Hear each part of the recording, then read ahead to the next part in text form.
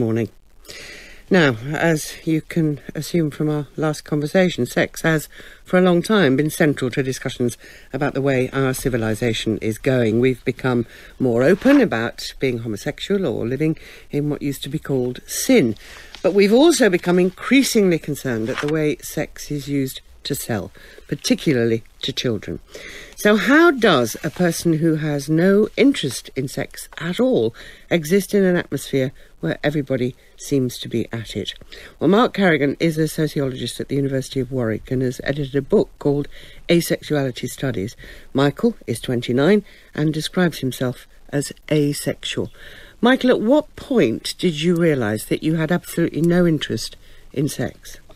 I think for me, it started when I was at school. So I was actually fairly young, about 13 or so, and I noticed that everybody in my class, I was at an all-male school, suddenly became very interested in girls. And this was something I simply couldn't understand at all. I mean, of course, I'd appreciate girls as friends in a platonic sense, but it seemed like I was missing a sixth sense, if you like. I just couldn't understand what sexual attraction was. And it's not particularly that I was against sex, it's just that it was just something that was very unfamiliar to me.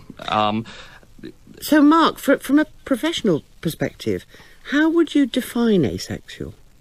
I think that's a very interesting question, because on the one hand, most asexuals would assent to a shared definition as not experiencing sexual attraction.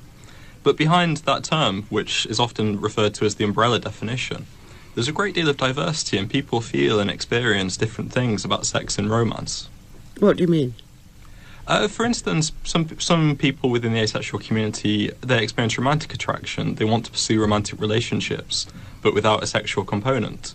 Whereas for others, they don't experience romantic or sexual attraction. Michael, where do you sit on this spectrum? Do you want a romantic partnership, or are you fine on your own?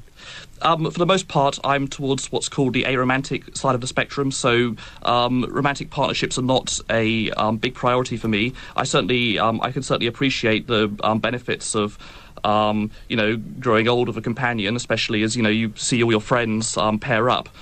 It's the sort of thing I'm fairly ambivalent about for the most part. How widespread do you think this is, Mark? The data we have on that is thus far very tentative, but one study suggested that up to 1% of the British population could be asexual.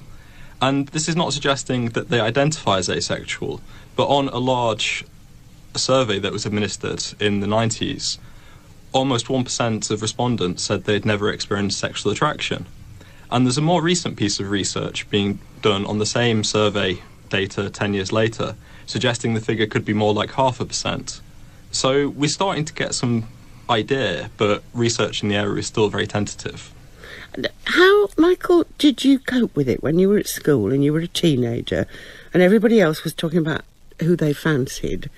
Where were you in all those conversations? For the most part, I kept fairly quiet about it.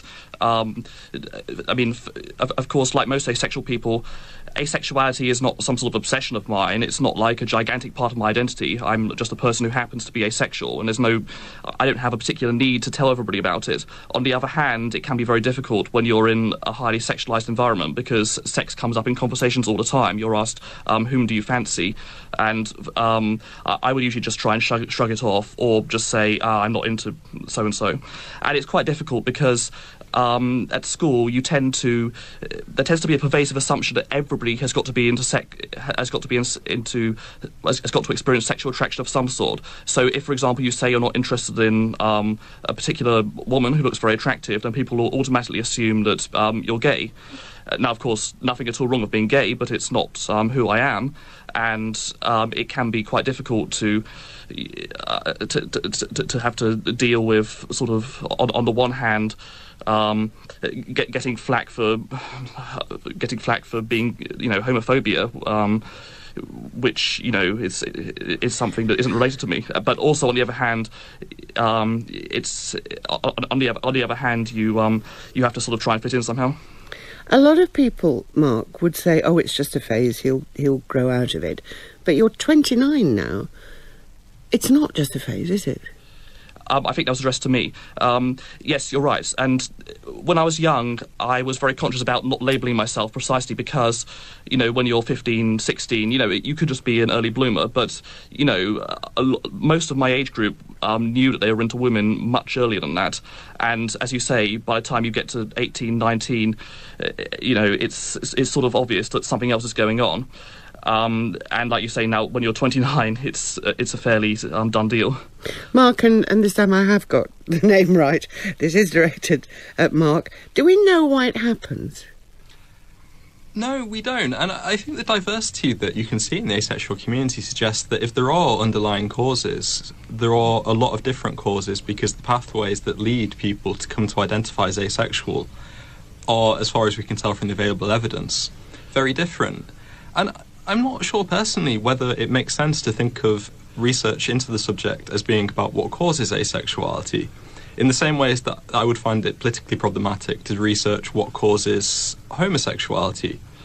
What I'm interested in is the extent to which sexualization in contemporary society, the way in which it makes asexuality problematic for asexuals, and the way in which contemporary society marginalises asexuals and renders their experience invisible. So, Michael, what future do you envisage? A partner? Children? For me, a partnership is definitely an option. If the right option came along, I'd definitely take it. Though I'm quite happy with friends. I have lots of friends, and the other thing is that there's now a very friendly asexual community of people you can actually empathise with. And a lot of asexuals find that they get the same benefit from a community that people who are not asexual often get from partnerships, though it varies very much from person to person. Mark, why do you think we seem to find it a difficult concept to deal with?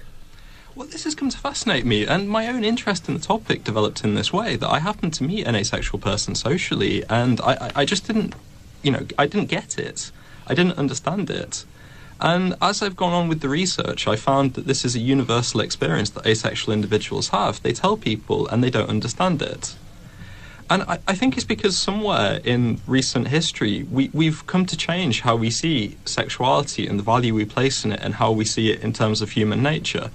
That there's the pervasiveness of what I term the sexual assumption, the idea that everyone has sexual attraction and that it's the same thing in all cases. And I think historically this hasn't always been the case, which raises the question of what's happened, what's changed.